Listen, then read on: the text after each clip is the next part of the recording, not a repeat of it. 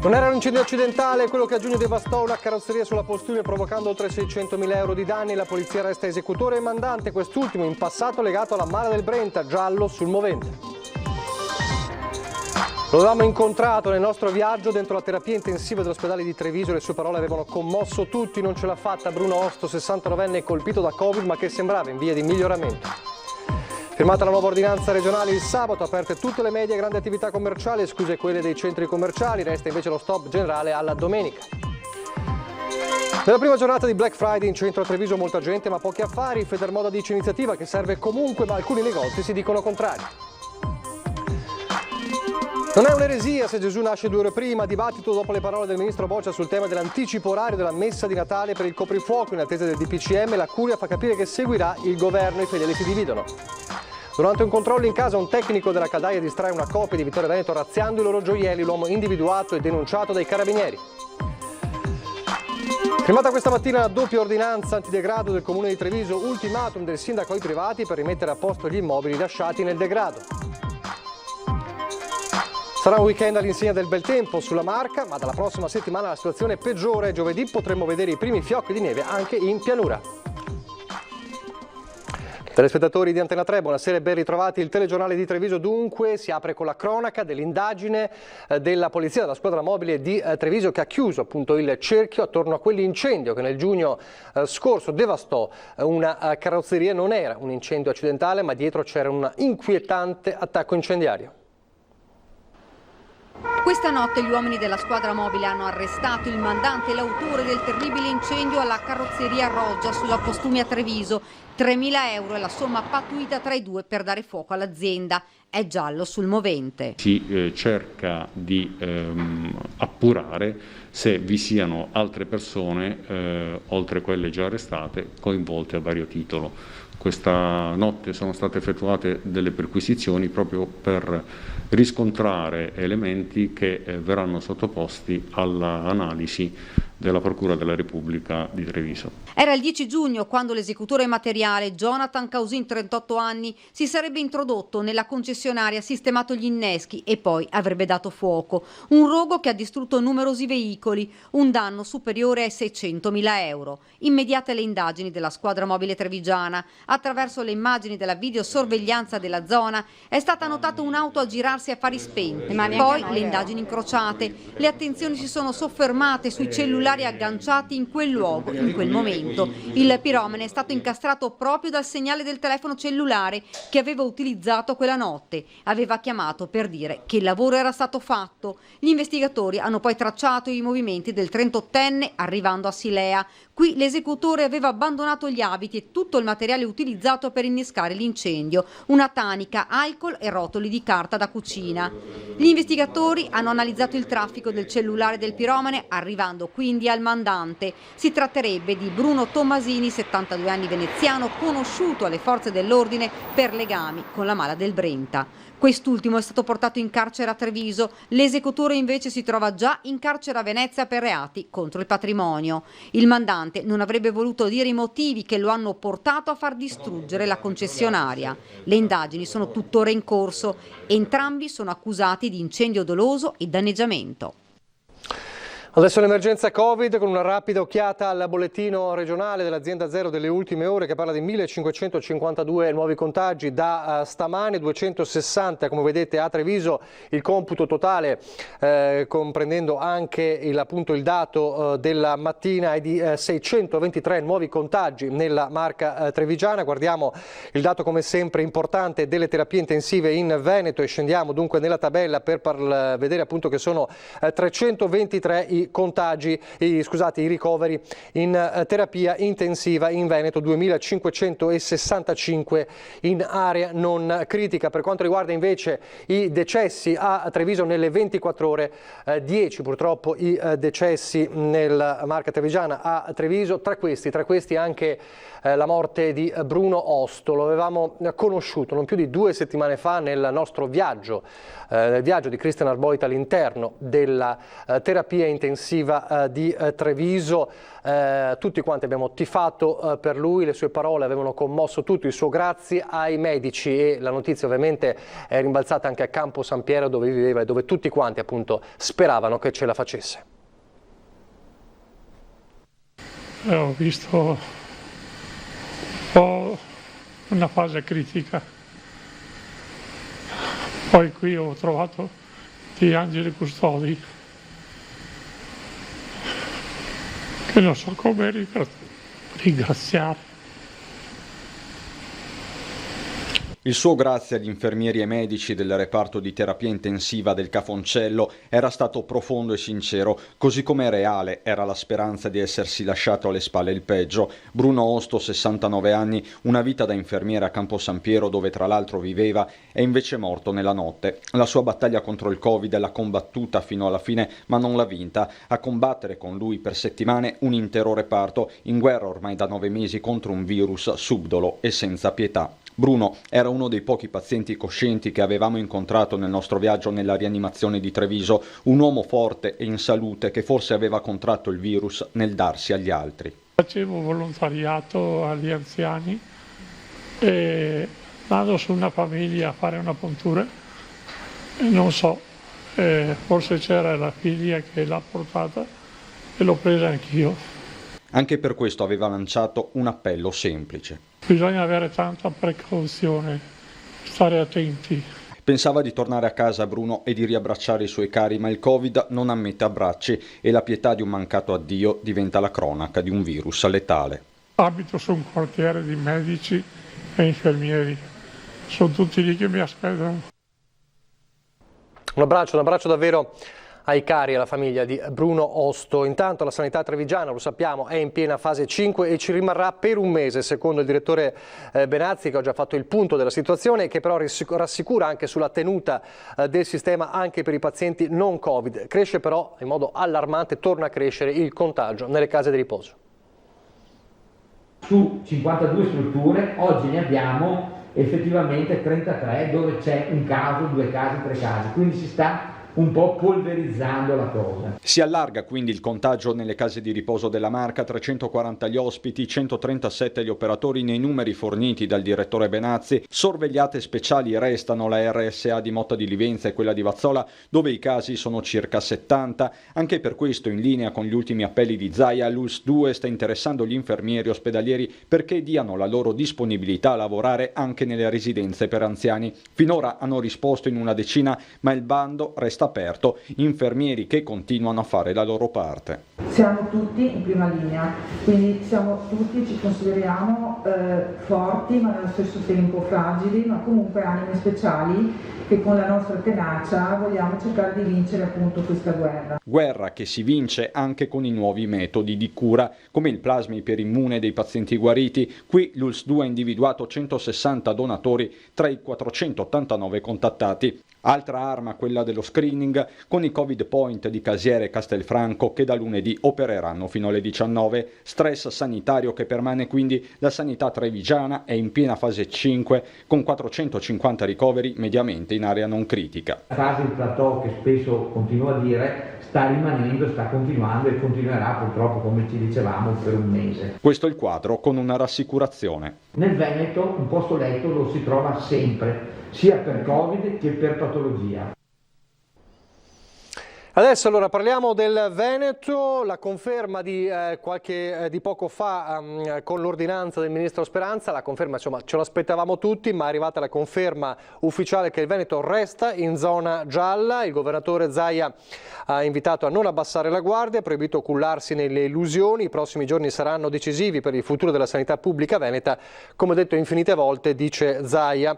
Questa non è una gara e non si vince niente. Oggi, come ogni venerdì, si riuniva la cabina di regia, il Ministero della Salute e il Comitato Tecnico Scientifico per decidere se qualche regione doveva passare in altra fascia. È successo per alcune regioni, il Veneto resta in fascia gialla, in zona gialla. E intanto oggi ha annunciato Zaia la nuova ordinanza con novità importanti per le attività commerciali. Parliamo delle attività commerciali sopra i 250 metri quadrati, le medie e grandi attività che riaprono il sabato a partire già da domani, esclusi i centri commerciali. Invece domenica resta la chiusura per tutti. Avendo oggi noi introdotto questo principio unico a livello nazionale di un cliente ogni 20 abitanti e 20 metri quadrati, e quindi capite perché l'abbiamo introdotto qualche giorno fa, diciamo il sabato aprono tutti. Il presidente Zaia ha firmato una nuova ordinanza in vigore fino al 4 dicembre che predispone la riapertura domani delle strutture di vendita sopra i 250 metri quadri. Questo alla luce delle ultime misure che prevedono entrate contingentate nei negozi con l'esposizione di cartelli che indichino la capienza massima di clienti. Nei giorni festivi è vietato ogni tipo di vendita, allora abbiamo detto il sabato si apre e nei giorni festivi resta tutto chiuso. Sabato e domenica restano invece chiusi i centri commerciali come prevede il DPCM. E a proposito di DPCM, ieri c'è stato un incontro tra governatori e i ministri Boccia e Speranza sulle misure che saranno inserite nel prossimo decreto. È un DPCM che tocca tutta la fase dell'inverno, quella dura. Sarebbe auspicabile, visto e considerato che stavolta la rincorsa si è presa lunga, che questo DPCM venga scritto assieme alle regioni. Dal governo la garanzia che nel caso si chiuda in montagna vi saranno i dovuti ristori e su questo fronte sono arrivate rassicurazioni anche per misure economiche a favore di quelle realtà penalizzate dalle ordinanze regionali. C'è un fondo di 250 milioni di euro dedicato a quelle pochissime regioni, io già dico che il budget di 250 milioni è fiacco. Durante l'incontro con il governo è stato toccato anche il tema della riapertura delle scuole che, stando alle indiscrezioni degli ultimi giorni, potrebbe avvenire il 9 dicembre. Se è vero che il 9 a mio avviso è un errore perché è troppo a breve, perché apriamo per richiudere dopo 10 giorni a farla grande, invece fissiamo una data che sia plausibile, che può essere il 7 gennaio, il 20 gennaio, il 1 di febbraio. Tutto questo in un momento in cui i dati dell'epidemia dicono che potremo aver raggiunto il picco di questa seconda ondata, anche se, a detta di Zaia, continueremo anche nei prossimi mesi a fare i conti con il Covid. Io la vedo così, la vedo che noi avremo sta sinusoide che continuerà ad andare su e giù e ci accompagnerà fino almeno fino ad aprile. E proprio poco dopo il punto stampa, il governatore ha incontrato anche i rappresentanti di Treviso Imprese Unite. Adesso noi oggi abbiamo aperto il sabato, quindi domani è tutto aperto. Già qualcosa.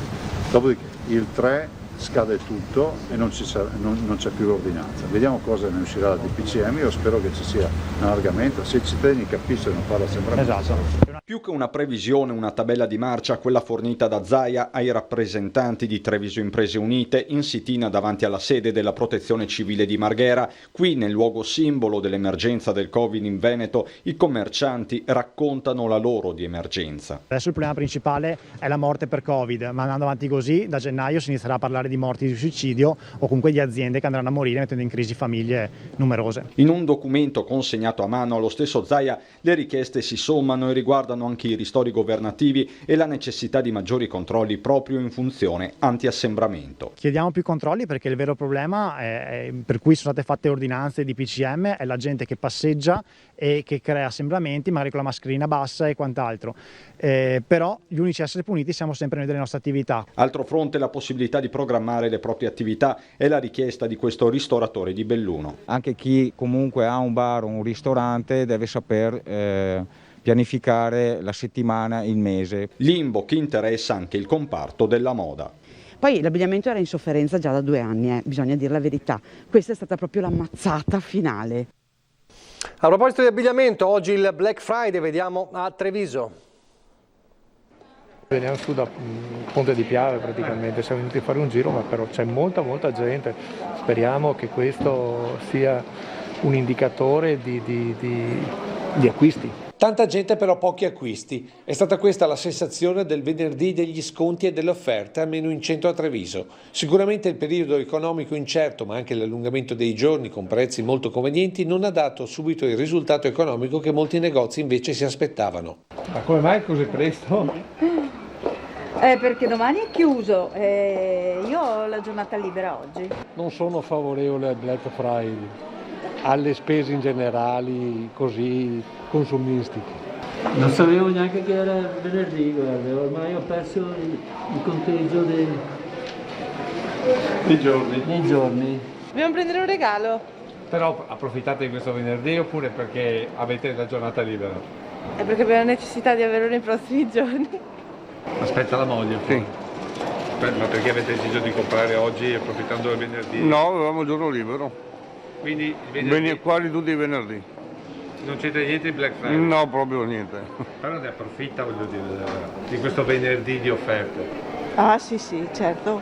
Prendiamo solo quello che serve. Poi c'è chi questo tipo di promozione proprio non lo utilizza. Perché non lo fate? Perché i prodotti che proponiamo ai nostri clienti non meritano di essere deprezzati in questo momento. Chiara l'analisi di questa mattinata da un occhio attento ed esperto come il presidente di Federmoda Treviso, Guido Pomini. Rispetto al solito decisamente sottotono, ma c'era da aspettarselo per tanti motivi. Il primo è quello che ben conosciamo, poi anche perché nel tempo comunque quello che era il venerdì nero è diventata la settimana, insomma si è allungato un po' il periodo e quindi ovviamente si diluiscono anche un po' le vendite. Giornate come queste, settimane come queste hanno ancora un senso? Ma io credo assolutamente sì, però al di là delle scelte del singolo imprenditore, alcuni momenti come i saldi, Black Friday ed altro saranno sempre, come dire, se ben interpretati, molto interessanti per il commercio. Altro tema di discussione in città, quelle parole insomma, che fanno discutere. Non è un'eresia se Gesù nasce 2 ore prima, le parole del ministro Boccia per sintetizzare il tema dell'anticipo orario della messa di Natale di mezzanotte, anticipo appunto per il coprifuoco in attesa del DPCM perché tutto ancora non è stato deciso. La Curia di Treviso fa capire che comunque seguirà le indicazioni diciamo dall'alto, insomma dal nazionali, ma i fedeli si dividono. Te faccio 2 così. 3, 2, 1. Il tema è quello della messa di mezzanotte, tra coprifuoco e tradizione. Il tema non è ancora stato ufficialmente affrontato dalla Chiesa italiana e neanche a livello della nostra diocesi. Già alcuni sacerdoti ci hanno chiesto, vedremo come valutare la questione. Per ora però ciò che è importante è il celebrare il giorno del Natale. La messa di mezzanotte è più una messa tradizionalmente collocata a quell'ora, ma la vera messa di Natale è l'Eucaristia che si celebra in quel giorno. Questa è l'indicazione della diocesi di Treviso per la messa della notte di Natale. Ma l'affermazione del ministro per gli affari regionali Francesco Boccia, che per quest'anno Gesù Bambino può nascere anche 2 ore prima della mezzanotte, sta dividendo i trevigiani. Secondo lei a messa a mezzanotte si deve andare oppure è giusto far nascere Gesù Bambino 2 ore prima? Calcolando che è nato 2020 anni fa sarà già nato, quindi per una volta può anche fare alle 22 secondo me. È meglio sempre non rischiare dato questo punto di vista situazione, però dopo se si può fare tutto ben venga, bisogna aspettare adesso cosa stiranno il decreto nuovo. Mi darei a mezzanotte, solo che non possiamo andare perché siamo infermi. Certo che si può andare a messa, per carità, possono essere messi in atto tutti i distanziamenti, precauzioni, mascherine, scafandri, tutto quello che volete, possono andare. Non capisco questa forma di persecuzione, io non sono credente, però una forma di persecuzione non la capisco. Per me non ci sono problemi. Contrario, perché tanto non cambia nulla tra le 10 o mezzanotte, non cambia assolutamente nulla.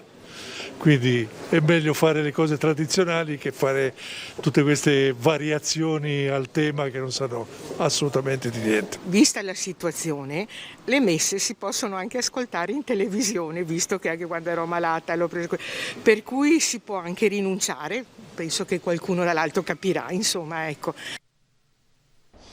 Torniamo a parlare di vaccini antinfluenzali con l'accordo di ieri delle farmacie con la Regione. Si è deciso da parte delle farmacie di rinunciare alla piccola quota di vaccini che c'erano stati riservati per un accordo precedente, proprio per venire incontro ad un'esigenza che è quella della Regione di poter coprire quelle fasce deboli e quindi fasce protette che si trovavano in questo momento ad avere carenza di vaccini. È di ieri l'incontro fra l'assessore regionale alla sanità Manuela Lanzarini ed i rappresentanti delle sigle sindacali dei farmacisti. Decisione presa: le dosi saranno cedute ai medici di famiglia per le fasce più deboli. Le richieste quest'anno sono state di gran lunga superiori rispetto all'anno scorso e le dosi non sufficienti a coprire la popolazione. I cittadini che da mesi ci stanno richiedendo anche sotto forma di prenotazione i vaccini e ai quali normalmente noi come farmacie negli ultimi anni abbiamo sempre garantito la fornitura, purtroppo allo stato attuale rimarranno senza. Questo ci dispiace molto perché ovviamente quest'anno che c'era stata fatta una grande campagna di sensibilizzazione, probabilmente mancherà sul territorio una quota importante di vaccini. Ci dispiace che le aziende produttrici non si siano attrezzate e continuano nel produrre una quota superiore per venire incontro ad una maggiore richiesta. Noi abbiamo ceduto le dosi per senso di responsabilità. Sicuramente è di monito per gli anni a venire o comunque per qualsiasi tipo di campagna di prevenzione successiva che verrà fatta, che deve essere fatta veramente andando a contare quelle che sono le esigenze reali della popolazione. Pochi istanti di pubblicità e poi di nuovo la cronaca.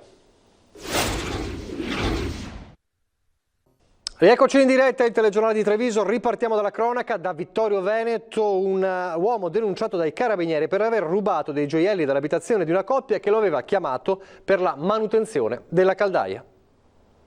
Non avrebbero mai pensato che un intervento di manutenzione della loro caldaia sarebbe finito in quel modo. Marito e moglie avevano chiesto l'aiuto di tecnici per l'impianto di casa. Lo scorso 5 ottobre i due operai si sono presentati nell'abitazione di Vittorio Veneto della coppia, ma mentre uno dei due ha effettivamente svolto il lavoro richiesto, l'altro ha pensato bene di approfittare di un attimo di distrazione dei padroni di casa per rubare loro gioielli. Successivamente, una volta terminato l'intervento, i proprietari si sono accorti della mancanza di un scrigno con dei monili in oro che erano di loro proprietà, per cui è scattata la denuncia. Le successive indagini dei carabinieri di Vittorio Veneto hanno permesso di denunciare il responsabile del furto, un 27enne veneziano, mentre è stato accertato che il collega intervenuto con lui nell'abitazione quel giorno era completamente estraneo ai fatti. Grazie al supporto dei carabinieri della stazione di San Donà di Piave sono stati recuperati i monili in oro che l'autore del furto aveva ceduto ad un compro oro, spacciandoseli come oggetti di sua proprietà. E dai carabinieri arriva un appello ai cittadini. Prestare la massima attenzione quando si ricevono soggetti estranei nelle proprie abitazioni. Avere sempre la massima vigilanza e non lasciarli mai da soli all'interno dell'abitazione. Importanti accorgimenti. Adesso torniamo in città, un'operazione antidroga della polizia locale. Un pusher denunciato e 2 consumatori sanzionati con 400 euro ciascuno. Questo è l'esito dell'operazione antidegrado e contro lo spaccio di droga che ha visto gli agenti della Polizia Locale di Treviso impegnati nei pressi dei giardini di Porta Altinia. Ieri sera intorno alle 19 una pattuglia ha intercettato un gruppetto di ragazzi, 2 di questi intenti a fumare uno spinello. Alla vista degli agenti hanno tentato di disfarsene ma sono stati comunque fermati. Per loro è scattata la segnalazione alla prefettura e un verbale da 400 euro. A quel punto sono iniziate le indagini per risalire al pusher trovato poco distante. Si tratta di un 30enne cittadino del Gambia denunciato per spaccio di stupefacenti e segnalato alla questura per il suo permesso di soggiorno. Con questa operazione a Treviso sono circa una decina le sanzioni da 400 euro elevate in un anno per l'acquisto di droga. Ogni giorno ci sono controlli sia in centro storico che nei quartieri, spiega il comandante Andrea Gallo. Nella zona tra via Zorzetto e Fiumicelli, nonché in via Roma, via Orioli e quartiere Latino, ci sono servizi quotidiani che stanno dando risultati positivi con l'assenza di bivacchi. Particolare attenzione viene data, conclude Gallo, anche ai giardini pubblici dei quartieri dove gli agenti hanno incrementato di molto la presenza. Ancora in città una firma su un'ordinanza importante del sindaco Mario Conte contro il degrado che riguarda gli immobili dei privati, insomma lasciati un po' a se stessi. Nel frattempo stanno terminando i lavori di Piazza Pio X e c'è anche dibattito e critica legata alle sedute in pietra. Parte dal terraglio la prima ordinanza antidegrado del comune di Treviso. Nel mirino questa palazzina a ridosso dell'incrocio di San Zeno e questa casa con magazzino all'entrata del cimitero di San Lazzaro.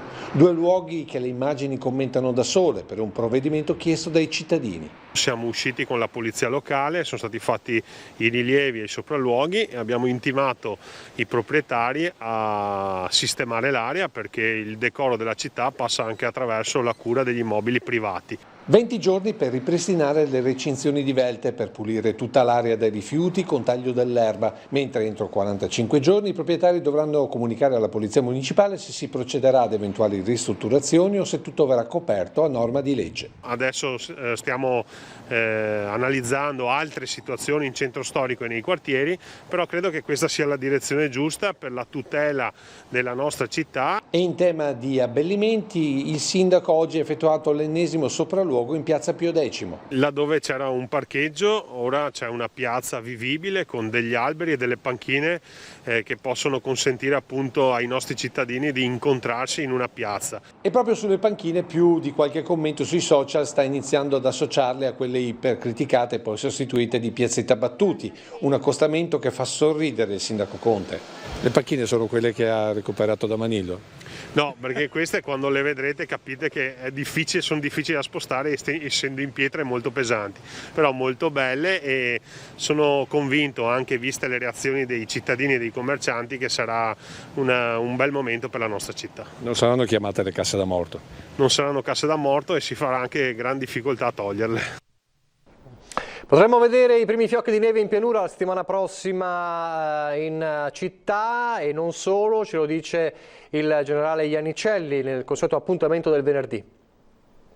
Permane un campo di alte pressioni su di noi, e un'alta pressione che si va attenuando, protegge fino a un certo punto. E perché succede questo? Perché una depressione va dall'Atlantico, si spinge verso di noi e con essa sistemi perturbati. Noi ne risentiremo proprio già da questo fine settimana gli effetti indiretti, in quanto per sabato una nuvolosità maggiore, nettamente maggiore dei giorni scorsi, quando abbiamo avuto cielo veramente sereno, qualche giorno di cielo sereno, quindi una nuvolosità stratificata che coprirà il cielo quasi totalmente, e poi lascerà spazio a intervalli regolari, a qualche rasserenamento. Per domenica un tempo migliore, quindi ancora qualche nube, ma anche tanti spazi di sereno. Un sereno che ci accompagnerà in parte anche lunedì, ma diciamo è l'annuncio proprio del peggioramento, in quanto poi da metà settimana il primo dei sistemi perturbati passerà su di noi e provocherà veramente della nuvolosità molto intensa, un cielo coperto e precipitazioni diffuse che sui rilievi, ma anche a quote molto basse, quindi 200-300 metri e forse ancora più basso, potranno dare le prime nevicate, diciamo, di stagione. Per quanto riguarda i venti, saranno deboli o qualche rinforzo dai quadranti orientali. Le temperature intanto i prossimi 2 giorni 1 grado, 1 grado e mezzo, 2 gradi sopra lo zero, e valori massimi intorno a 9, 10, 11 gradi. Però poi da lunedì potremo avere di nuovo piccole brevi gelate mattutine intorno a 1 grado, 2 gradi sotto lo zero. L'Alto Adriatico intanto è poco mosso, ma tende al mosso. È tutto. E adesso le notizie dal Bellunese.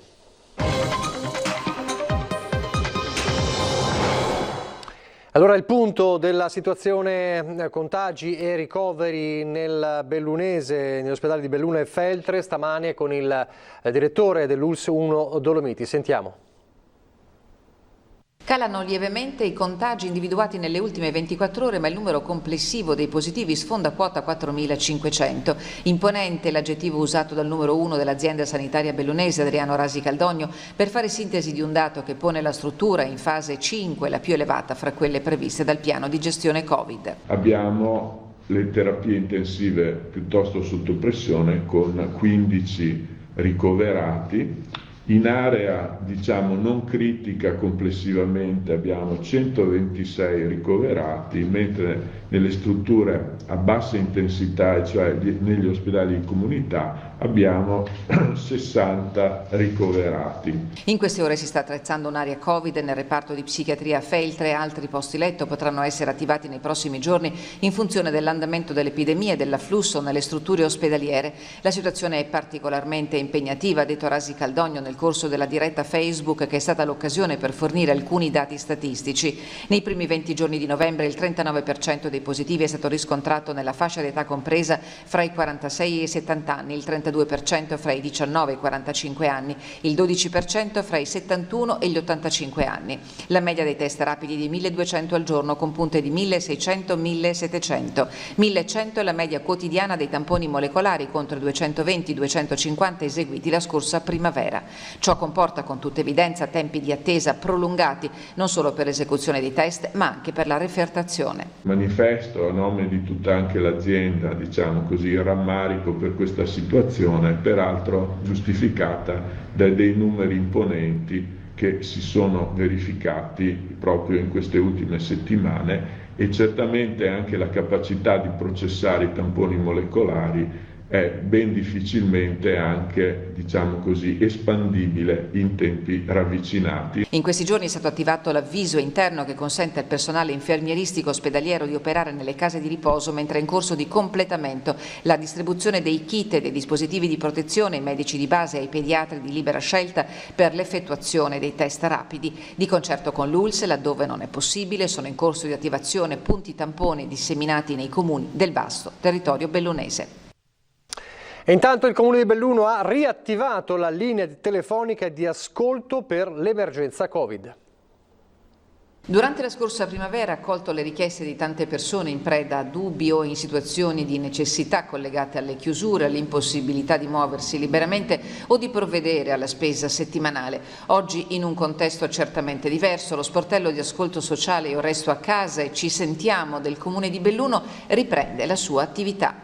E abbiamo riattivato uno sportello di ascolto a cui ci si può rivolgere per avere informazioni, per avere un suggerimento, per richiedere un servizio di protezione civile, di assistenza sociale, di informazione, eccetera. E lo sportello risponde al numero 0437 913 202. Una linea aperta all'ascolto, attiva dalle 9 alle 13 e dalle 14 alle 18 dal lunedì al venerdì, mentre il sabato e la domenica risponderà dalle 9 alle 13. Il sindaco di Belluno l'ha ricordato ai concittadini con un videomessaggio nel quale vengono sintetizzate anche le ordinanze della Regione sulle chiusure o restrizioni imposte per il contenimento del contagio. Questa ordinanza ricordo che è in vigore fino al 4 dicembre, salvo che non escano nuove ordinanze o nuovi DPCM. Vi ricordo che non stiamo andando molto bene, quindi dobbiamo fare il possibile per contenere l'epidemia. Una scarica di sassi nella notte dal versante a nord dell'abitato di Canali, in comune di Feltre. Fortunatamente non sono stati segnalati danni ad abitazioni, strutture o altri materiali.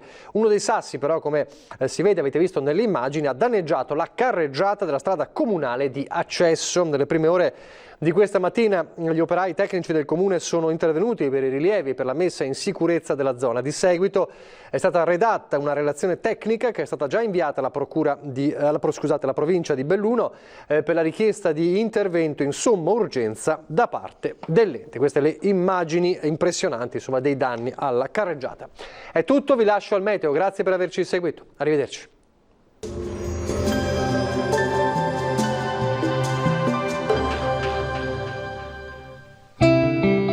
Il cuore vive finché ha qualcosa da amare, così come il fuoco avrà qualcosa da bruciare. Bentrovati al meteo. Una perturbazione investe parte del centro-sud, ma il nostro territorio rimarrà ai margini di questa bassa pressione e dunque il tempo si manterrà stabile. Nel dettaglio sul Veneto, nella giornata di sabato 28 novembre avremo foschie o locali nebbie sulle zone pianeggianti, spesso saranno anche fitte e persistenti, ma non mancheranno comunque ampie schiarite soleggiate. In montagna il cielo si presenterà sereno o al massimo velato. Temperature minime tra -3 e 4 gradi, valori massimi compresi invece tra gli 8 e gli 11 gradi all'incirca. Ci spostiamo ora sul Friuli Venezia Giulia, anche qui il cielo risulterà a tratti coperto in pianura, mentre sui rilievi sarà decisamente più sereno e limpido. Temperature minime tra 1 e 5 gradi, massime sugli 11-12 gradi. Infine diamo uno sguardo alla situazione del Trentino Alto Adige, nessuna novità, soleggiato ovunque, il cielo sarà sereno o al massimo con qualche velatura a carattere sparso. Temperature minime intorno a -1, -2 gradi, massime sui 9-10 all'incirca. Dal meteo di Antena 3 per ora è tutto, grazie per l'attenzione e arrivederci.